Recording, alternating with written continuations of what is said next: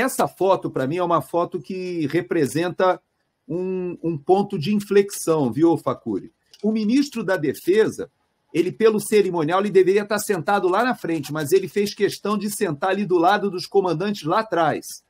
E eles estavam extremamente constrangidos com essa presença ali, realmente. É muito difícil você ter uma relação com um governo que retorna depois de todos os casos de corrupção que nós já conhecemos, e o pior, se junta à Suprema Corte para desfazer tudo aquilo que a Lava Jato havia avançado, mas, ao mesmo tempo, existe uma programação que não é fortuita, casual, por parte do próprio Partido dos Trabalhadores, daquele núcleo duro que percebeu a oportunidade de desgastar essa instituição que representava para eles, ou representou durante o governo Dilma, governo Lula, uma pedra no sapato. O PT nunca foi capaz, naqueles governos anteriores, de arriscar tudo, porque ele sempre teve receio de oposição do braço armado da sociedade. Eu chamo Forças Armadas, mas assim, Forças Armadas é o braço armado da sociedade, é o povo em armas. Porque assim, eu não sou militar, não é meu trabalho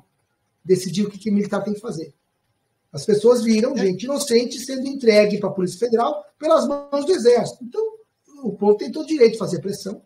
Exato. Por isso me preocupa, Faca, porque eu vejo que há uma estratégia de desgaste das Forças Armadas. Eu me lembro que muitas pessoas pensavam que nós caminharíamos em direção à Venezuela e usavam o exemplo das Forças Armadas da Venezuela. Hoje, na Venezuela, tem mais generais do que nos Estados Unidos, por incrível que pareça. O que está acontecendo com o Brasil é uma estratégia que eu costumo chamar não de venezualização das Forças Armadas, mas de argentinização das Forças Armadas. Porque eles saíram do governo militar, ainda foram derrotados nas Malvinas, depois houve todo um período de desgaste da imagem das Forças Armadas. Isso no Brasil, o PT tem isso como estratégia. Então a gente tem que ter um pouco de cuidado. Esse é o meu conselho que eu tenho dado às pessoas, de critiquem, chamem a responsabilidade, externem a sua decepção, isso é legítimo de qualquer sociedade democrática, mas cuidado para não fazer o papel que a esquerda gostaria de realmente deslegitimizar ou até tornar as Forças Armadas descartáveis, como eu ouço. É ridículo. Entendeu? O fim das Forças Armadas. O que o PT quer, gostaria, se possível, transformar as Forças Armadas numa força só dele, uma força de governo dele. Igual na China, que a China é partido, Estado. O Estado lá é abaixo do partido, lá na China. Né? O que o Lula quer seria se fosse isso. Quer dizer, olha, em algum momento, a estratégia, né, de combater essa argentinização, vamos ver vamos pensar assim, o que o Milei está fazendo? Porque o crime se misturou com a política. Potencialmente alvos importantes para a defesa nacional, se misturaram com a política. Então nós temos uma guerra híbrida onde os bandidos estão no meio da política. Então, corcomendo o país de dentro para fora. Se a política está com o narcotráfico é um dos inimigos da nação, inclusive as Forças Armadas defendem o país contra o narcotráfico em todas as fronteiras. Então, existe uma coisa misturada que, assim, qual que é o limite disso? Em que momento aquilo vai violar a segurança nacional a tal ponto que passa a ser obrigação do Exército, dever de ofício, reagir contra aquilo? Eu acho que eu nunca falei isso no ar. Eu acho que eu nunca falei em nenhum programa e vou falar isso pela primeira vez que você fez essa provocação.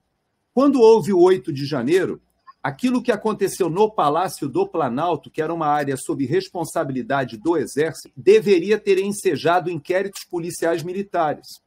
Infelizmente, o ministro Alexandre de Moraes, ele fez com esses inquéritos policiais militares o que ele fez com o inquérito da Polícia Civil do dia 12 de dezembro. A Polícia Civil, no dia 12 de dezembro, ela individualizou a conduta de 28 pessoas que incendiaram os ônibus e que participaram daquela depredação. Na abundância de imagens que tinha, né? Tinha uma abundância de imagens ali. Tinha. Ninguém escondeu a imagem. Não tinha o Flávio Dino para esconder a imagem, né? Exatamente. E foram identificadas 28 pessoas. Sabe o que aconteceu? O Alexandre de Moraes, ele requisitou esse inquérito da Polícia Civil para aquele grupo que ele escolheu e controla ali da Polícia Federal que trabalha com ele, nesses inquéritos secretos, E até hoje nós não sabemos quem são essas 28 pessoas que a Polícia Civil identificou. E essas pessoas saíram do setor hoteleiro, em sua maioria. Elas não vieram do acampamento. Agora, no dia 8 de janeiro, Facca, o que aconteceu ali? Aquelas imagens que foram vazadas pela CNN, o general Penteado, no seu depoimento na CPI do Distrito Federal, ele disse que no dia seguinte a Polícia Federal já foi lá e recolheu todas as imagens e que nem o GSI tinha acesso às imagens para poder elucidar o que tinha acontecido. Que horas entraram, como é que aquele grupo da Priscila entrou, porque o Palácio é responsabilidade do Exército Brasileiro. O Comando Militar do Planalto, ele deveria ter instaurado um IPM e nós já saberíamos se aquele rapaz do relógio é bolsonarista ou não, por que ele tem passagens pela polícia, por que ele não foi preso no mesmo dia, como é que a Priscila entrou no prédio e depois saiu, por que todos aqueles que aparecem nas imagens, inclusive com o fotógrafo Adriano da Rocha... Como é que eles saíram numa boa? E o que poderia ter acontecido? Nós já saberíamos aquilo que a CPMI não conseguiu apurar. A CPMI não conseguiu convocar sequer o interventor lá do Flávio Dino. A CPMI não conseguiu convocar sequer uma das pessoas que estavam ali naquelas imagens. Agora, o IPM poderia, e por isso eu vou te dizer uma coisa que eu não falei para ninguém. Quando eu vi aquelas imagens, eu imediatamente mandei mensagens para vários companheiros meus que estão no alto comando do Exército. E mandei mensagem para eles dizendo o seguinte: é importantíssimo esse inquérito policial militar, que vai ser feito com independência daquilo que está sendo conduzido pela Polícia Federal nas mãos dos inquéritos secretos do Alexandre de Moraes. E referendando aquilo que você falou, sabe o que aconteceu? A Justiça Militar, o Superior Tribunal Militar, que hoje é presidido por um brigadeiro que foi piloto do Lula e que trabalhou com Lula dentro do Planalto lá atrás, ele e o Superior Tribunal Militar pegaram esses inquéritos e foram esvaziados porque eles foram conduzidos pela Polícia Federal. O mesmo problema que aconteceu com a Polícia Civil aconteceu com o Ministério da Defesa.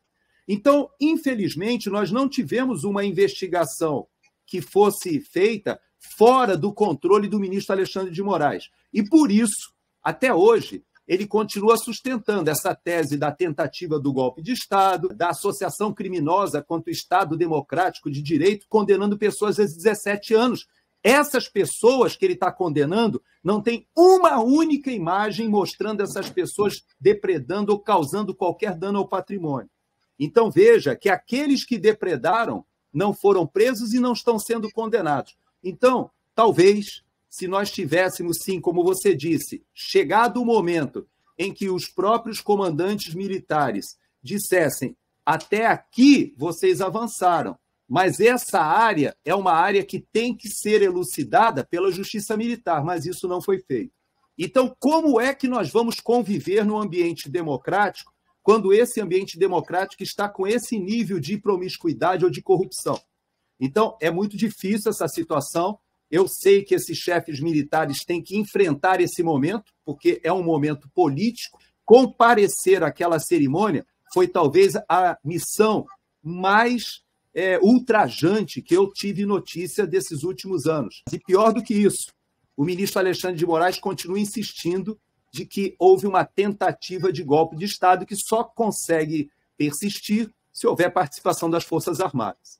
E como não teve, quer dizer, as Forças Armadas não fizeram nada. Então, assim, no sentido de buscar uma alteração de poder, não dá para você sustentar uma narrativa dessa. Não teve nenhuma. Não é que não teve um tanque, não teve um fuzil. Não teve um disparo de arma de fogo aquele dia. Como é que você vai fazer um golpe desse? No grito?